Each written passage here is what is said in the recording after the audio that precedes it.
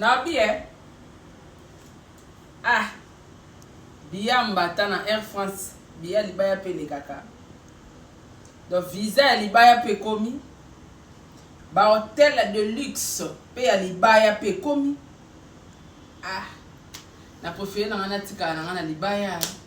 Donc so ezab na mataka na ngana ba classe na ba business class bon na ozwa ba visa pamba ya libaya.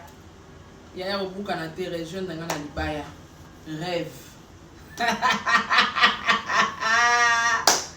Jesus, likam na poto. Oh lela nini aya. Bama chourou mon frère. Bama chourou. Vous pleurez pourquoi? Papa Hervé. Toyoka na iboete. Comment okeo tikeli biso bangambo. To memi ngambu loka ngane na zoli liste na kyokotsa na Schengen.